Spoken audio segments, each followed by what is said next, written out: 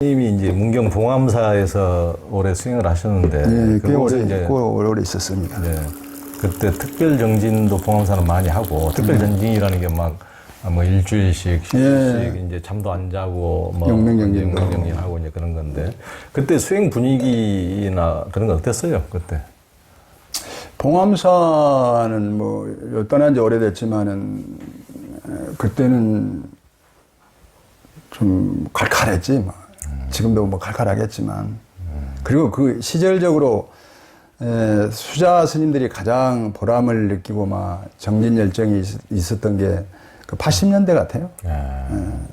다 가난했잖아, 자리.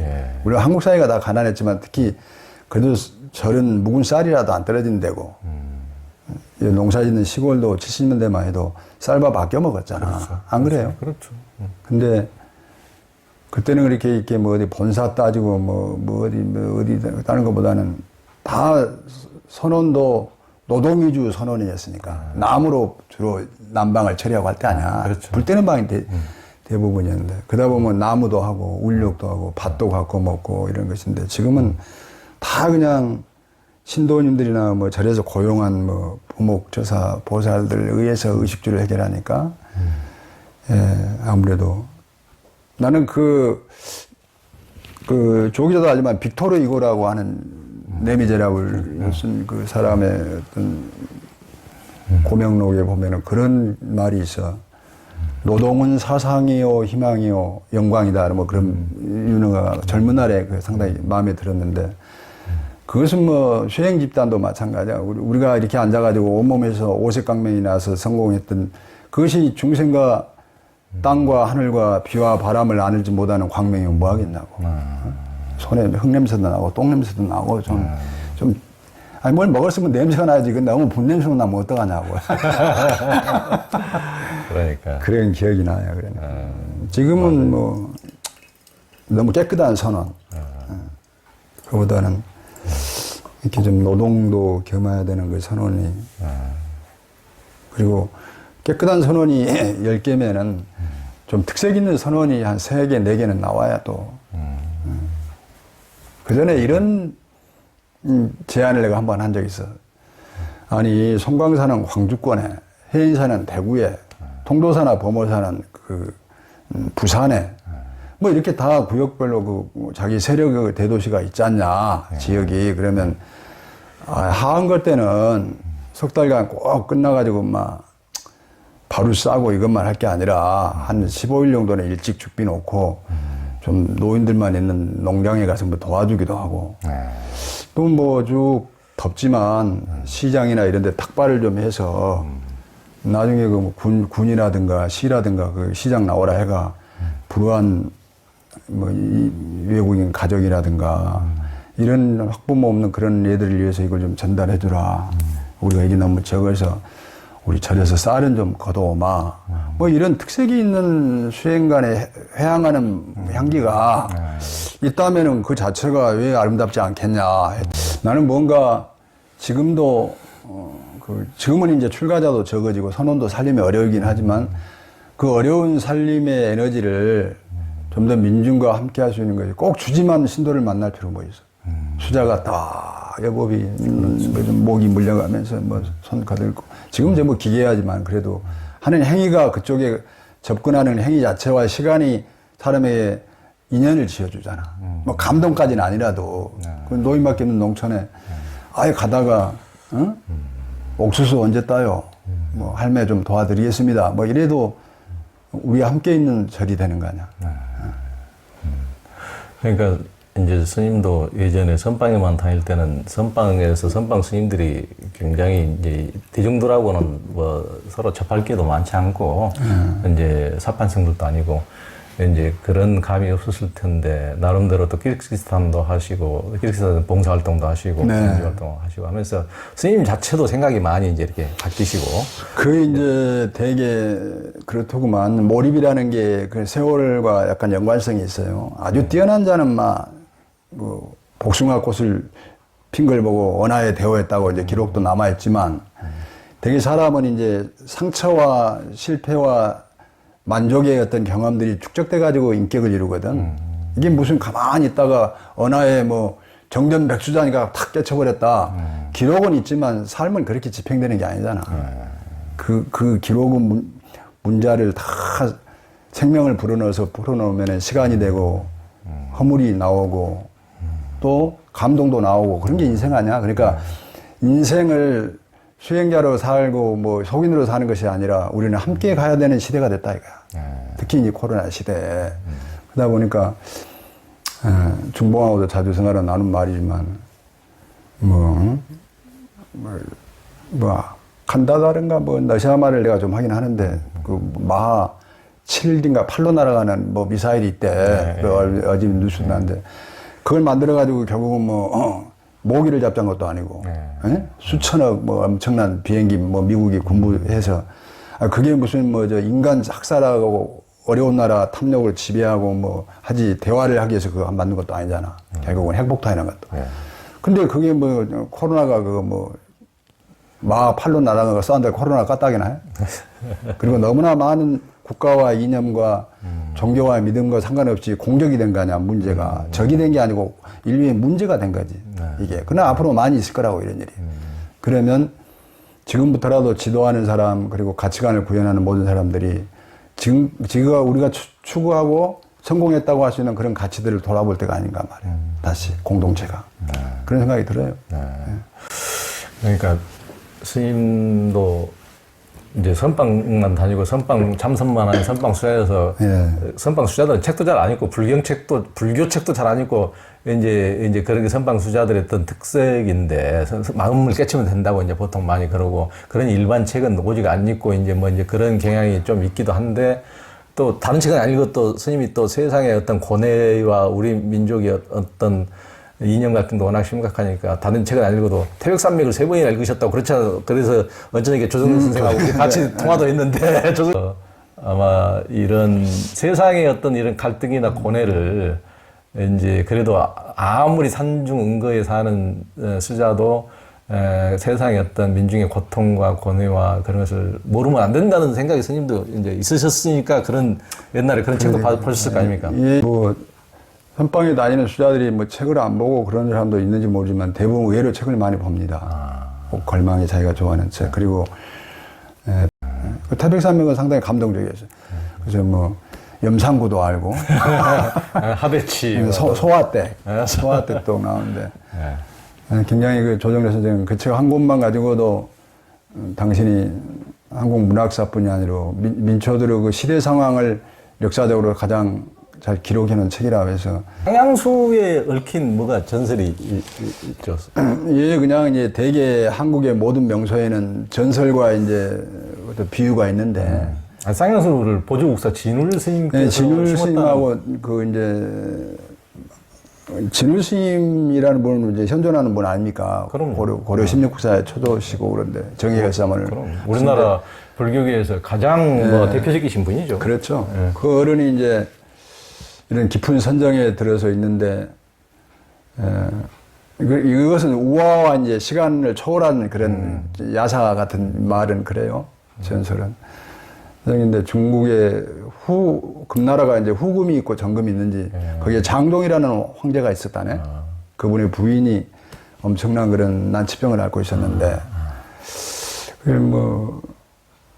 이제, 나한이, 나한이라는 게 불가에서는 이제 신통도 부리고 그렇죠. 아주 좀 교각스러운 것도 있지만은 나한전이라는 게 되게 이제 이렇게 부처님을 삼보를 애호하고 이제 아라한이라 다 성현이 되신 그렇죠. 의도지만은 한국 불교의 나한은 또 그런 신통도 좀 겸하고 하잖아.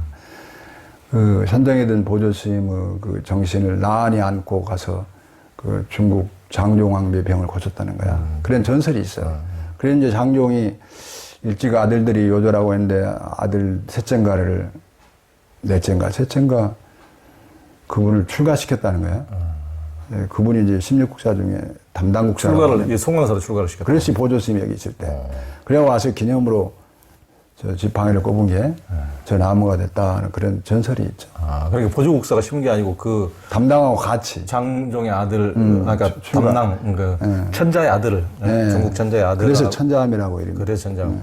그래서 둘이 같이 심어서 이제 쌍향수, 그러니까 아주 비현실적인 800년 된 나무가 지금까지도 저렇게 생성하게 이렇게 그 나무 자체가 기운이 하여튼 보통 나무가 딱 보면은 정말 야 저렇게 희한한 나무는 정말 보다 전 세계적으로도 참 드문 나무인데 무슨 발광 같은 형상도 있을 수 있어요. 어떨 때는 팍 소리가 터지기도 하고. 아 저기 저 나무에서 네, 도랑새가 때 몇 번 봤는데. 오, 저 나무가 발광하는 방광이 방광. 팍 하는 소리도 나요. 그러니까 기운이 원래 그 이게 나무가 이렇게 베베 꼬인다 그럴까? 네, 고평이라 그래. 원래 고평이도 그러니까 꼬이는 게 기운이 원래 그 달마 역근경 있잖아요. 예. 역근이라는 게 뭘 말하냐면은 제가 예전에 기천문이라는 전통 무예를 해봐서 아는데 그래, 그때 이야기했지. 이게 역근이라는 게 이렇게 근육을 이렇게 꼬야. 쫙 꼬는 거야. 그랬을 때 제일 힘이 난다.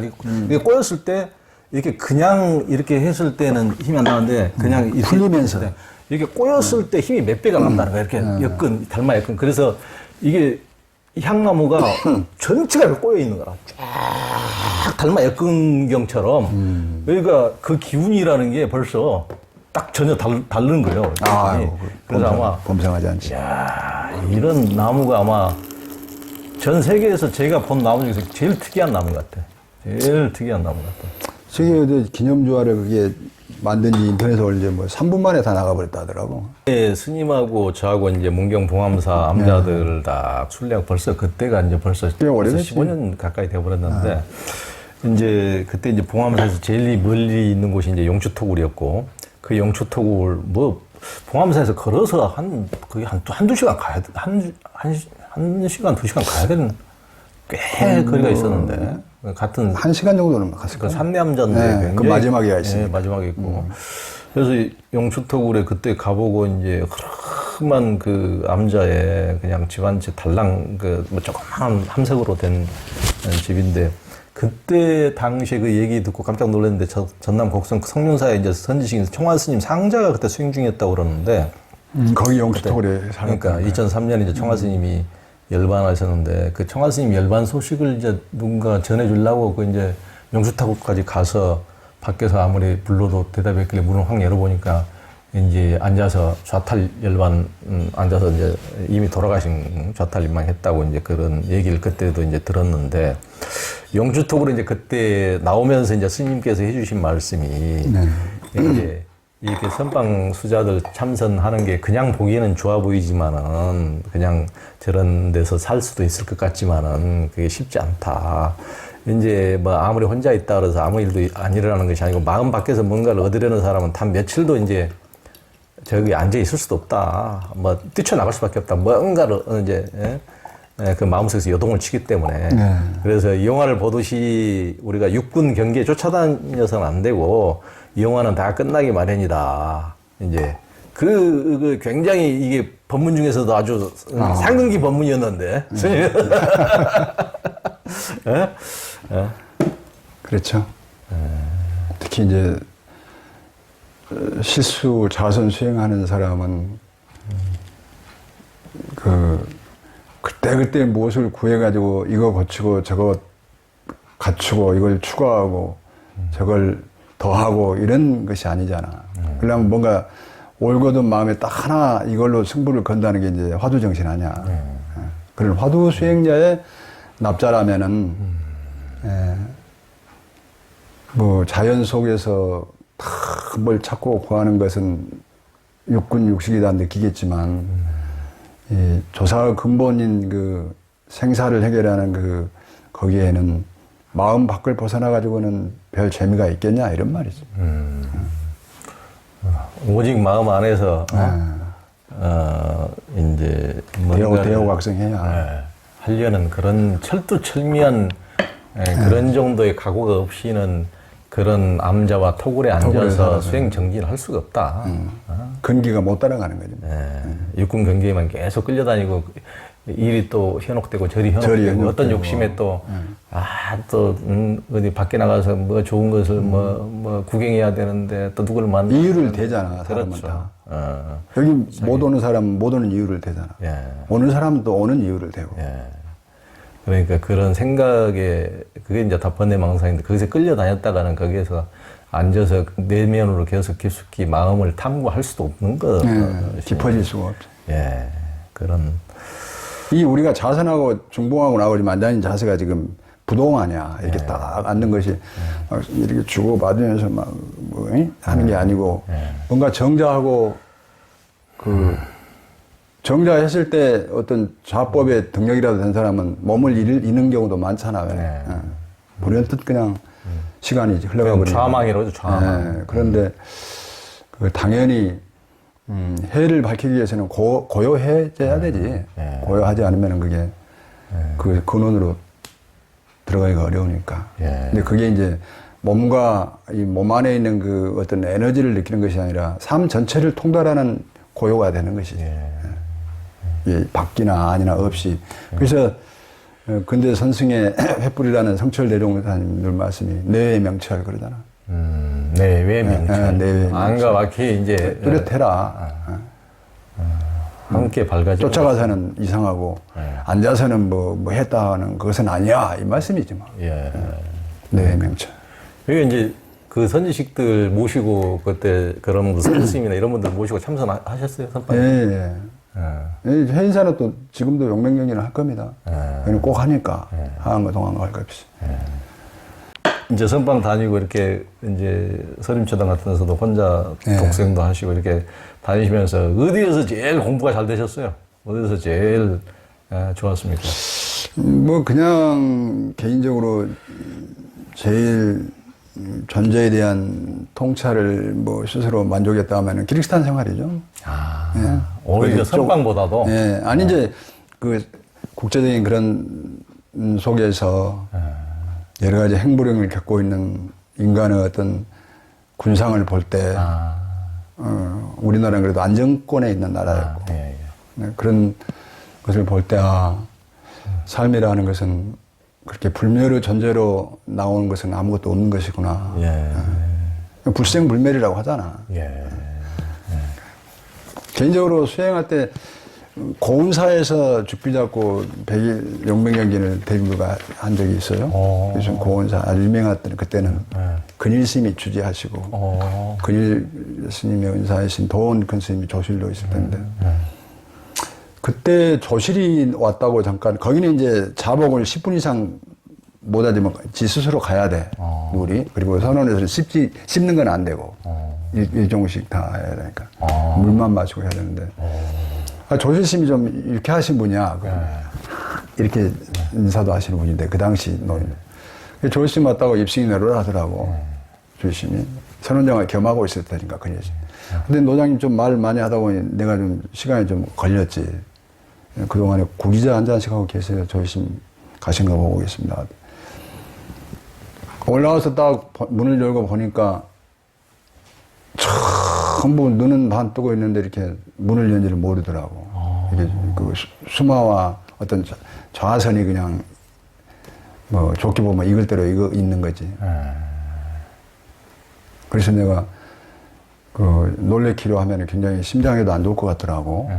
그래서 그 잔을 들고 있는 것을 이렇게 놓고 내가 대종을 만져서 이렇게 진행을 시켰던 기억이 나요. 그때 내가 태백산맥인가 이태 남부군인가 보면은 막 토벌군에 쫓기던 그 파리치산들이 그 세석평전에서 거총을 이렇게 해놓고 잠깐 쉬라 하는데 그대로 눈보라 속에 얼어 죽어버린 장면이 나와. 그 생각이 나더라니까. 그때 100일 정진을 했는데 용맹이. 그래서 이제 허리 대면 안 되는 거예요. 그러니까 100일 동안 허리를 대면 안 되고. 안 되고 이제 그 10분 이상 자복도 한번 가야 되니까. 몇 사람은 탈락은 했지만 잘 났어요. 몇 명이나 했는데? 그때 한 20명 정도 했을 겁니다. 20명.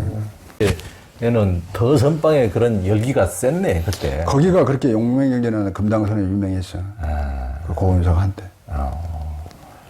그 선생님 뭐 지금도 뭐. 그 사제도 하나 내가 출가시킨 사제인데 석봉이라고 거기서 그렇게 장잡으라 면전하고 하다 결국은 뭐 고행 아닌 고행으로 몸을 잃은 사람이 있어요.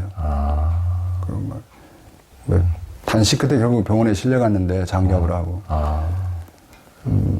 그때 너무, 같이 그 사람도 데리고 살았어. 너무 심하게 했구나. 너무 그러다가 회복을 못하고 죽었더라고. 당시 기리탄에 무슨 행사하고 나오니까 죽었더라고 벌써. 아니 그때는 목숨을 걸고 했구만. 그 사람 뭐 대단해서 3번이나 근일심이 물에 넣고 주물러주고 그랬다는 말도 있어요. 근래 아마 아주 고행을 그래 뼈골까지 하다가 죽은 납자는 걔가 기억에 나요. 그 양반은 뭘 위해서 그렇게 했을까요? 어? 뭘 위해서? 그래서 집안은 다 기독교 집안이더구만 나중에. 타자들 보니까 뭐 목사도 있고. 근데 여튼 기독교 집안인데 출루가에서 한번 뭐 승부를 인생에 한번 생사의 어떤 승부를 걸어보고 싶은 그런 엄청난 게 있었구만 내면에서. 그러니까 이제 그 기회에 아무튼 뭐 해인사 청량사에 그때 지금 해인사 윤하이신 원타 스님하고 나하고 현진이라는 선사하고 같이 살 텐데 비가 막 오는데 어느 날 막 무슨 그 중세 수도복 같은 모자를 쓰고 비를 맞고 나 춘념 밑에 이렇게 밀어오더라고. 분위기가 섬뜩할 정도로. 그래서 뭐 저 송담스님도 뵙고 뭐 다 선지식을 찾고 있습니다. 그래서 내가 선지식을 찾는 것이 아니고 선지식이 돼야지. 응? 그 정도 장대한 머리를 가지고 뭘 구하러 다니나. 본인이 정리했으면 거기서부터 바로 시작을 해야지. 새끼가 뭘 쳐다봐, 인마. 재수도 없이. 그랬더니, 제가 어디로 가야 됩니까? 그래서 뭐 선지식인지 아닌지 모르는데 아주 대차게 그 몸뚱이 가지고 한번 탁마할 만한 데는 하나 있어. 가보려면 내가 차비하고 편지 주지. 그러니까, 가겠습니다. 그래서 천장으로 보냈더니 열심히 막 현재생활 하고 있더라고. 그래도 중되자마자 막 선방을 다니더니 그 고운사 용맹행이라고 하니까 거기 살고 있더라고. 나보다 먼저. 그러니까 몇 년 거기서 장잡을 하고 있었던 거지. 고집스럽게 생긴 애라 뭐 중동까지 가서 노가다도 하고 뭐 그런 경험이 있는 사람인 것만 알지 별 말도 없는 애고 그런데 좀 독각처럼 그랬어. 그래도 애쓰다간 수자라 근래 내 기억에. 그 양반이 사제스님인데 그 양반이 돌아가셨단 말이죠? 네, 석봉. 이번에 죽은 거 말고 그 전에. 그러니까 예전에. 이전에 그 봉암사의 암자들 이제 스님하고 같이 이렇게 딱 저하고 순례를 할 때 그때가 참 좋았는데 우리 법봉 스님하고 같이 이렇게 어디 다니고 그때 이제 스님께서 했던 말씀 중에 재밌는 그때 한겨울이었는데 그때 눈 올 때 이렇게 이제 눈보라가 몰아쳐도 여기 문풍기 이게 이제 우리 한옥 이게 전집에 문풍기 하나만 가로막고 있어도 이제 딱 바람을 막을 수가 있다. 적은 것 하나로도 그 말이 엄청 대종 소리보다 더 크게 들렸는데 그 의미가 뭡니까? 그 엄청난 폭풍 바람도 저 종이 한 장이 있어야 막을 수가 있다는 뜻이죠. 삶이라는 거는 그 대단한 것에서 가치가 있는 게 아니고 너무나 소중한 것을 잊어버릴 수가 많이 있잖아. 또 생각이 없으면 문 닫고 있어도 그 문풍지 생각은 하지도 않고 너무나 추운 것만 생각할 수도 있고. 그러나 그 엄동설안의 그 북풍 한설도 이 구들장 한당 저 창호지 하나 막아놔도 충분히 넉넉히 막을 수 있는 것을 잊지 않을 때 우리는 나의 존재 자체가 큰 것을 잃어버리지 않는 산매가 분명하다. 그러니까 우리 마음도 무슨 뭐 대단한 성벽을 쌓아야 지킬 수 있는 것이 아니고 한 마음 딱 돌리면은 딱 이렇게 경계에 확 현혹되다가도 딱 이렇게 딱 한 마음을 지키면 한 생각을 딱 돌리면은 금방 그 수렁 같은 고통 속에서 자기 혼자 꼭 세상에 상황이 안 좋아야 고통을 받는 것이 아니고 자기 혼자 생각에 빠져가지고 무슨 이 세상이 역같느니 완전 이 세상은 완전히 지옥이라느니 그런데 한 생각 확 돌리면 그래도 힘들지만은 그래도 내가 지금 숨 쉬고 자연과 함께 더불어 살고 그래도 세상은 살만한 곳이고 한 생각 돌리면 또 다른 생각이 있을 수가 있는 거니까 이 문풍지 하나로도 꼭 엄청난 성벽을 쌓고 외적으로 엄청난 그 모든 조건을 갖춰야 되는 것이 아니고 가벼운 하나로도 이게 상황을 전혀 달리 생각할 수도 있는 이게 이제 이런 식으로도 이제 제가 스님의 그때 말씀을 받아들였습니다. 네. 잘 비유야 이제 풍지와 바깥에 복풍한설이 대비가 되지만 사실 우리 삶이라는 게 결국은 중봉도 많이 느끼지만 언론이 들어서 그 어떤 극단이 너무 자주 일어나잖아. 뭐 자살이라든가 뭐 아주 사건이라든가 사실은 그 대비심이라는 것은 중도 삶을 구현하는 거 아니야? 정말 왜냐하면 극단이라는 거는 그 괴롭고 힘든 것 같지만 그것은 환상이거든. 왜냐하면 어느 구역에 그대로 영원히 존재하는 것은 없으니까 상처를 풀어가는 방법도 원계를 풀어가는 방법도 어떤 감정을 바르게 우리가 사람답게 정리해 나가는 방법도 다 필요 없어. 그냥 내가 사랑해야지. 이거 가지고는 어렵잖아, 중생이. 뭔가를 그 원인을 어록이라든가 경전이라든가 뭐 성경이라든가 아니면 뭐 존경하는 어떤 메시지를 통해서라도 잊어버리는 그 독한 감정을 용해할 수 있는 가치를 우리가 봐야 되거든. 그게 이제 뭐 아주 열애에 미쳐가지고도 막 자살하고 하는 것도 사실은 뭐 사랑이라는 브랜드만 딱 놓고 볼 때는 하지만 그게 극단이거든. 곧 이 젊음도 사라지고 곧 늙음이 올 것이며 우리가 집착했던 저 광의한 그런 광풍의 어떤 애욕도 별것이 아니다 하고 생각할 때 그걸 이 고문고주를 확 조이진 않을 거냐. 복궁에 나오듯이. 그런 것들이 아주 꼬마가 그런 생각을 다 할 수는 없으나 대부분 삶이 축적되고 성공했건 실패했건 삶이라는 무거운 멍에력을 내 가슴에 조금씩 안고 살다 보면은 그 선에 이루게 된다는 거지. 견성에서 뭐 도인 됐냐. 이것은 결국은 어느 장르에서 이 선에 올라갔느냐가 아니라 너 자신이 살고 있는 삶에 대한 진정한 가치 구현에 빛나고 있는가. 이것이 이제 깨달음이라는 정의와 함께 해야지. 아니, 네 사는 것은 뭐 아무것도 아니고, 너는 지겠고, 무슨, 이것이 아니지. 내가 살고 있는 그 진정한 그 가치가 불생불멸이구나. 느낄 때 이제 우리는 그 중도. 늘 우리 행사할 때 노장님 강의하면 중도를 해야 된다. 뭐 이렇게. 좋은 말씀이에요. 하여튼 어떤 깨달음이나 견성이라는 게 어떤 외적인 저기에 있는 어떤 목표치라든가 뭐 100m 위라든가 뭐 10,000m 꼬리 지점이라든가 이런 게 외적인 것이 아니고 그런 게 아니고 내 삶에서 지금 어떤 가치가 구현해서 제대로 살고 있을 때 발현이 돼야 되는 발현되는 것이 이것이 바로 깨달음이다. 이것이 제가 보기에는 평상심 시도고 그렇지. 우리 일상의 삶에서 그리고 발현 조사도 다 그렇게 이야기했지. 니는 다 안 되고 무조건 깨달아야 돼. 이런 답답한 정의는 없잖아. 그래서 그런 것들이 우리 일상 속에 그 유명한 말 있잖아. 그 쿠바라 지방 그 번뇌시 도장이라고. 그렇지. 번뇌하고 보리라는 뜻이잖아요. 그 정의를 한 번뇌시 도장. 번뇌가 없이 어찌 보리가 있겠어요. 그러니까 생각이 골치 아프다면 생각이 없이 인간 자체가 인간일 수가 없는 것이고 생명이 고라 그러지만 생명이 없이 어떻게 또 행복이 있을 수가 있으며 아무리 그 위대한 불상이나 국보를 갖다 놔도 거기서 그 조소 작품 그 안 이상의 감동은 인간이 느껴야 되잖아. 석굴암에서 갑자기 야, 내 금강경 잘하지 하고 석굴암이 떠드는 석굴암은 없잖아. 단지 인간이 그 예술적 가치, 그동안에 축적됐던 어떤 미적 감각, 그리고 삶이 완성시켜준 어떤 지적 감각으로서 우리가 이해를 하는 거지. 그 자신이 내게 내 삶을 이해해야 된다는 거지. 밖에서만 이렇게 찬탄하고 내 삶은 찬탄하지 못하는 것. 아주 중요하신 말씀. 우리 도봉스님이 평상시에 무식한 것 같다가도 어디 거의 부처님 같은 또 뭐 무식하다고 한두 번 공격했냐. 제가 너무 공격한 듯 하면서도 또 이렇게 감기들 하잖아. 또 공격하는 와중에 중봉이 또 어필이 그게 또 특히 자기 살림살이가. 그게 또 하면서도 은근히 또 사람을 한 방씩 때려주는 게 있네 또.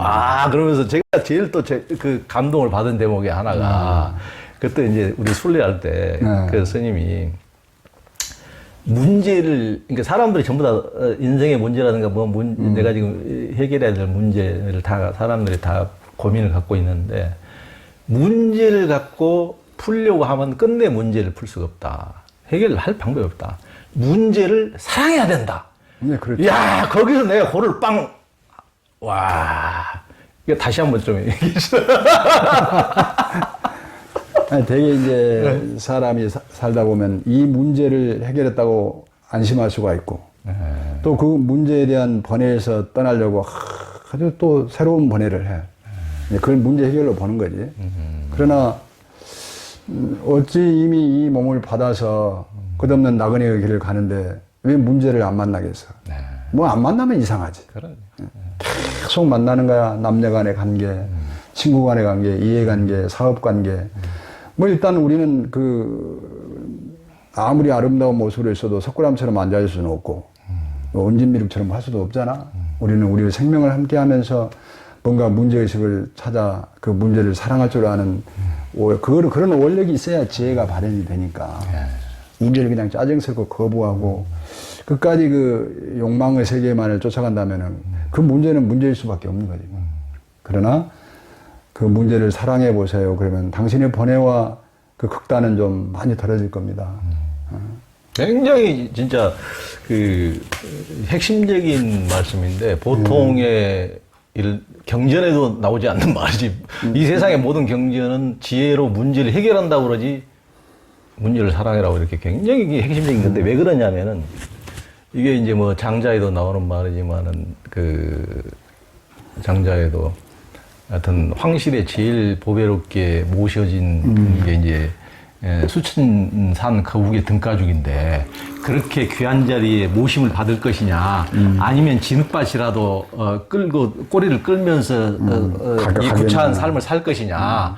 그러니까 그 누구도 죽어가지고 거기에 황실에 제일 귀한 자리에 모심을 받고 싶지 않단 말이에요. 그래도 살아서 진흙밭이라도 끌고 살고 싶지. 돼지한테 물은 거지. 그러니까 그게 이제, 그런데 우리는 무슨 뭐 견성을 했네, 뭔가 하나의 깨달음을 얻었네, 뭔가 어떤 경지에 가네 하면 이제 그걸로서 모든 이 세상의 문제는 끝이고, 아주 그런 걸로만 이분화된 사고에 젖어서 사는데, 그러니까 뭐 견성한다고 해서 우리가 석굴암 부처처럼 완전히 혼자 도시돼서 움직이지도 않고 무정물로 이렇게 살아가는 것도 아니고, 어차피 한 생각 걸려서 우리가 뭐 깨달음을 얻든 뭘 하더라도 이 구질구질한 세상 속에서 살다 보면 또 먹고 살 문제, 또 사람들하고 또 생각이 다르면 갈등, 항상 문제 속에서 살아갈 수밖에 없단 말이야. 그런 속에서 거기에 고에 빠지느냐 아니냐, 집착해서 완전히 수렁에 빠지느냐 안 빠지느냐의 문제일 뿐이지 전혀 문제가 없을 수 없단 말이야. 어떤 뭐 깨달음을 어떤 이 세상에서 생명 가진 존재로서 살아가는 이상은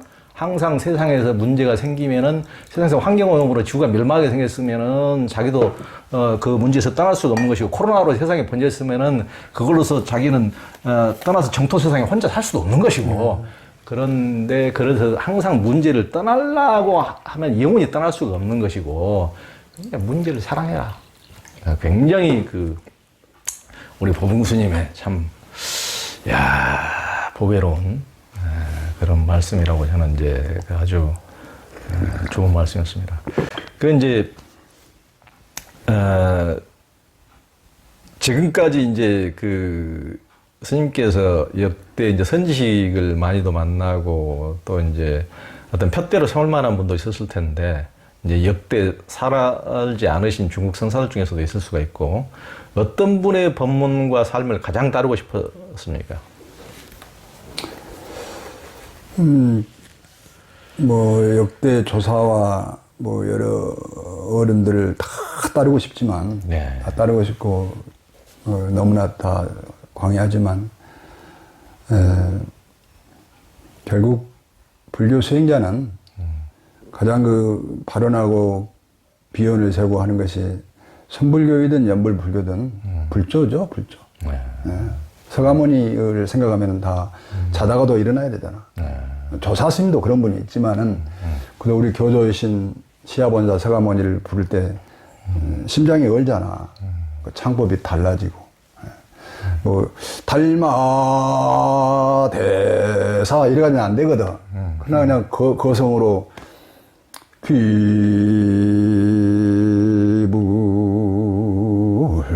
이럴 때 그냥 그 뭐 깨달았고 안 깨달았고 그냥 떠나서 그 존경과 그 믿음과 간절함이 그냥 숙연하게 되잖아. 예. 그래서 그것이 역시 우리는 모든 것을 그 발언하는 것이 반야바라밀의 시작이라면 그냥 본사서가모니를 스님이 생각한 불교, 스님이 생각한 부처님은 어떤 분입니까?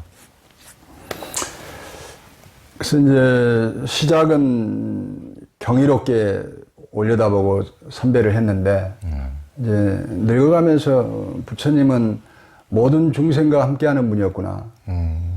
뭐 큰 법단에서 앉아가지고 하는 분이 아니고 그런 존경을 받았다 해도 그분은 잘못된 그런 세력이 있는 승려들이나 그런 다른 종교인들처럼 우상화하는 걸 싫어했거든.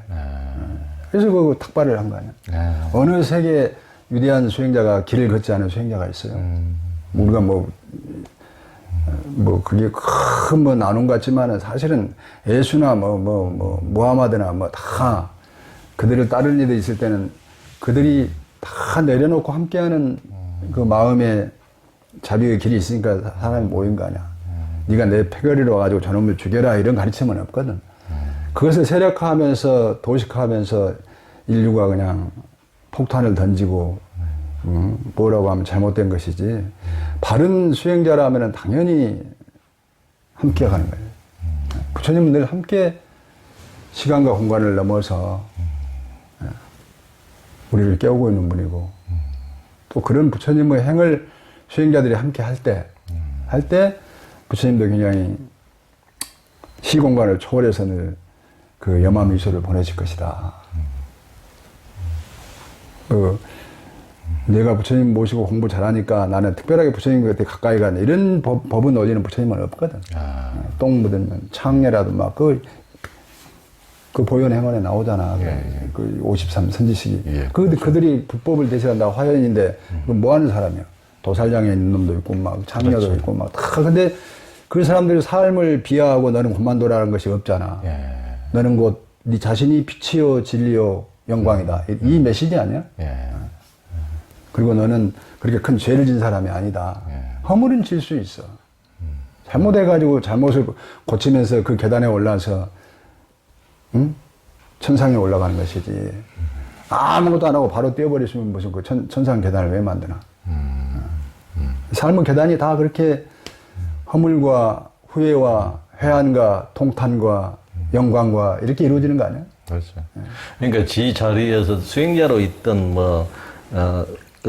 환경 미안으로 있던 도살장에서 일한 정육점 주인이건 뭘 택배 배달을 하건 교수를 하건 뭘 기자를 하건 지 자리 그게 어떤 그 다른 차원으로 갈 사람은 정해진 것이 아니고 어떤 사람의 특수 계층이 있는 것이 아니고 모든 사람이 지 자리에서 그것을 화연시키는 과정에서 지금 구도의 과정에 있는 것이죠. 우리가 이제 그 뭐 모든 어록을 역대 조사 그 수많은 어록 염송 뭐 백암록 뭐 다 뒤져봐도 너는 뛰어나서 가장 위대한 사람이 됐느니라는 그런 말은 없거든. 우리 존재 자체가 다 확인돼 버렸으며 그 가치를 네가 얻었을 때 도를 얻은 것이지.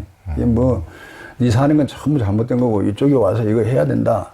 이런 식의 논리가 이제 세력을 만들고 그렇죠. 잘못된 집단을 만들고 아집을 만들고 이분법. 모든 성현의 길은 비방이 없거든. 그렇죠. 귀천과 미추를 거기서부터 만드는 것인데 가끔 우리는 이제 세력을 형성해 있다가 자기 이익을 뺏으면 바로 그거를 들이대거든. 그게 아니라고. 아니긴 지만 아닌데 뭐. 그게 아니고 전부 다 지자리에서 꽃을 그렇지. 피우는 게 그게 수처닥주 입처계진 아닙니까? 세계 일하고.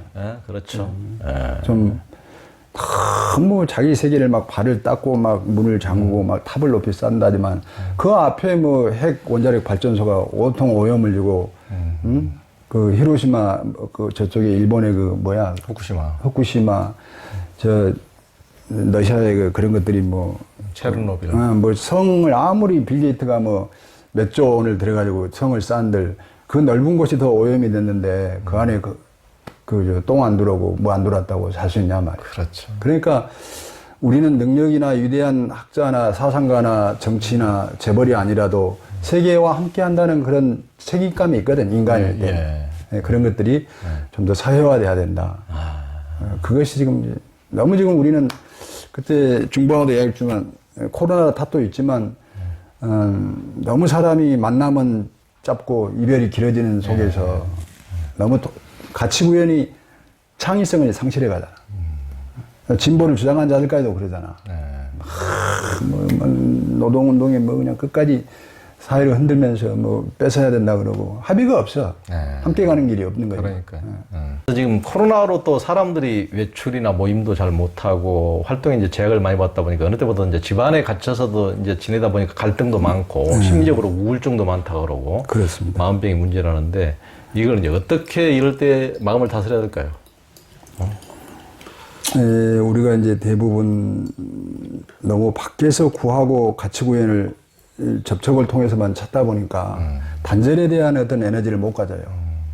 사실은 그 단절도 어떤 과정에서 지혜로운 안목을 보고 자기 생명을 바라보는 이가 있다면은 이 과정도 새로운 지혜를 발현해서 나를 단련시켜야 되겠구나 라는 또 정의가 필요해. 그냥 문제를 사랑해야 되니까 우리는. 그건 뭐 사람마다 다 다른 입장에 처해 있지만 원칙은 코로나라는 환경이 지구촌 재앙이 됐지만 그 재앙을 속에서도 코로나 이전에 몰랐던 새로운 지혜가 발현될 필요가 있거든, 가치 구현이.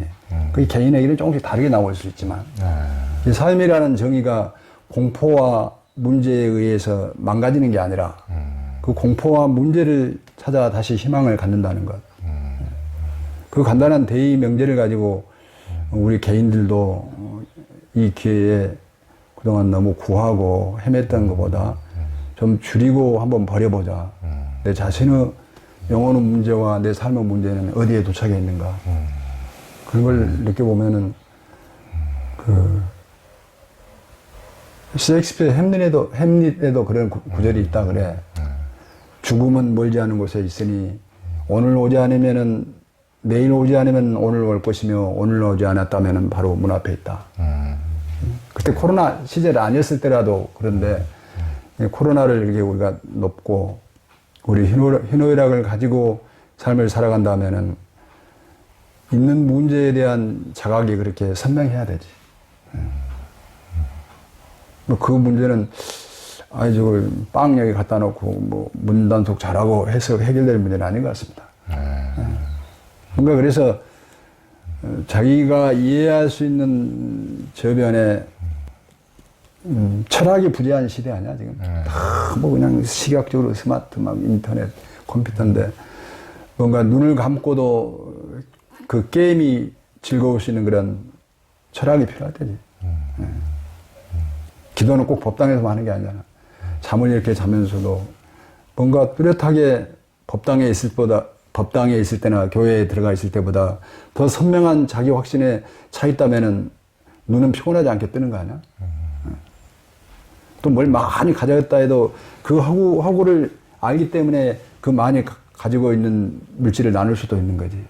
갑자기 내가 너무 많이 가지고 있어. 어차피 저기에 도달하려면 짐을 버려야 돼. 라는 생각도 있을 수 있다, 이 말이야. 그 이제 스님은 이제 참선 수행자시니까 네. 일반인들도 어떤 선을 해서 얻을 수 있는 유익한 점이 뭐가 있습니까? 자선을 행위적으로 이렇게 자법을 익히는 것은 사람마다 좀 몸의 상태가 틀려서 다 앉을 수는 없을 거야. 그러나 이제 선을 수행해서 자기의 정신적 에너지를 우리 삶의 생사관을 가지려면은 선을 했건 안 했건 모든 저기에서는 믿음이 시작입니다. 자기 삶을 믿어야 돼. 자기 삶을? 네, 자기 삶을 믿어야 그 세계를 갈 수가 있어. 당신을 부정하고 뭐 선지식이라고 뭐 저를 선배받고 쫙 뭐 개송 한번 하고 내려간다고 되는 게 아니잖아. 그 사람들이 진정으로 그 자리에 함께 이렇게 올라가 보십시오 하는 사람은 자기를 바라보고 있는 만인들이거든. 만인을 존경하는 자세, 그 사람들만이 비로소 이제 삶을 손을 잡을 수 있는 거지. 그러니까 뭐 건물은 높고 낮을 수 있지만 인간의 심성이 높고 낮을 수는 없지. 근데 그런 것들의 구체성을 그래도 좀 더 중생들에게 귀의받고 부처님의 제자로서 이 도량을 평등하는 사람들의 마음이 한꺼번에 확 되기는 어렵지, 누구나. 자기 습이 있고 업이 있으나, 그러나 자꾸 그런 공간을 넓혀간다면은 그 도량은 더 빛나는 화장세계가 되지 않겠는가. 문제는 특별하게 어떤 병을 고치는 의사는 그 병을 고칠 수는 있지만은 삶을 고치는 것은 내가 노력하지 않으면 안 되거든. 그러니까 부처님도 나는 유능한 의사이지만은 약은 네가 먹어야지. 이게 중요한 이야기야. 사실은 그 중생에게 약도 안 주면서 약 먹어라 하는 짓거리가 많거든, 종교인들도. 엄청난 그런 의식을 가지고. 제 3자가 볼 때는 이제 그 쭈그리고 있는 사람보다 그놈이 지옥을 제일 고속으로 갈 놈들인데. 네. 종교인들이 오히려 그럴 수도 있고. 근데 이제 나를 믿는다는 거.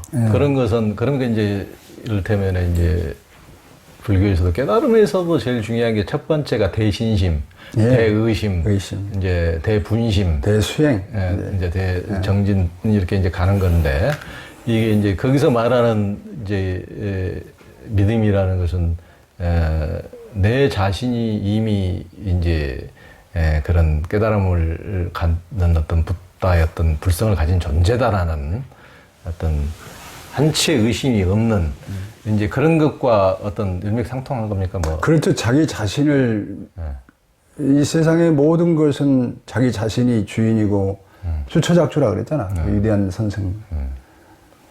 입척예진이고 그 머무르는 곳마다 네가 주인이란 말이 그 참 위대한 혁명이거든. 뭐 신분은 다를 수 있고 생업은 다를 수 있지만 그런 사람들이 이제 서원을 수행하면서 서원을 정신을 실천하고 더욱더 자기 정신의 자양분을 발현해 나간다면은 서원은 인류 역사상 가장 위대한 정신혁명이라고 하니까. 근데 보통 이제 자신을 믿는다. 보통 그러면은 외적인 이런 종교에서는 어떤 뭐 교주를 믿고 신을 믿고 이런 것이지 어떤 자신을 믿는다는 것은 오해의 소지가 있지 않습니까? 그렇죠. 공격을 받을 수도 있고. 우리가 말하는 그 뭐 사이비 행동을 하는 놈이 그럼 네 사이비 하는 니를 믿어라 이건 아니지. 그래서 종교보다 더 위대하게 하는 것은 인간들이 경험상 정리해놨던 법과 질서잖아. 도덕. 뭐 그저 예수나 서가 이전에는 그러면 인간의 질서와 규범이 없었느냐 그건 아니잖아요. 우리는 많이 축적되어 있는 것들을 보편적인 법으로 정하니까 그 법을 지키고 수행하고 정리하는 과정에 내 삶의 일부가 되는 거지 내 마음 따로 그거 따로는 아니니까. 그것은 수행자 법웅이 어떻게 딱 정해서 내 경험을 삶은 이렇습니다라고 말할 수 있지만 모두 소중한 것을 이렇게 정의할 수는 없는 건데 삶은 그래서 아프고 괴롭고 힘들고 혼란스럽지만 힘차게 뚫고 나가야 되는 거지. 각자가 자신에 대한 굳건한 믿음을 기반으로. 그 믿음이 없으면 자기 삶을 포기하니까. 뭐 마약, 무슨 극단, 그리고 폭력, 그리고 가장 어리석은 것은 실수할 수 있는 것을 참여하고 다시 관련의 에너지가 없어. 극단으로 가버린다, 이 말이야. 왜? 자기 삶에 대한 가치관이 너무 분노와 절망으로 극단으로 가 있으니까. 그런 것들의 메시지는 꼭 선지식이나 뭐 위대한 성직자가 아니라도 주변에 늘 만나는 소양이 서로가 도반이라면 그걸 때려줘야 되는 거지. 너 너무나 많이 가지고 있는 거 모르냐. 응? 너는 나보다 훨씬 풍요로운 사람이야. 나는 너보다 조금 더 가지고 있는 게 방 한 칸하고 밥일진 몰라도 나는 너만큼 아주 아름다운 정신의 소유자를 못 봤어. 이러면 그놈이 갑자기 막 난리치다가 여기 도른 거 아니야? 갑자기 빛이 확 발광할 것 같은데, 방광할 것 같은데. 아이, 그러면서 이제, 너 그리고 가능하면은, 응? 네 있는 곳으로 갈 테니까 너도 한 번씩 들려라. 예. 이러면서 이제 서로 만남, 인연 것들이 이제. 그렇죠. 뭘 꼭 가져와라, 가져올 때만 와라, 이런 게 아니잖아. 그러니까 이렇게 세상에 빛나야 될 존재는 이렇게 천연기념물이고 멋진 쌍향수만이 아니고 그렇지. 각자가 다. 어? 아니, 우리는 다 천연 기념물이지. 우리는 다 천연기념물이다. 좋습니다.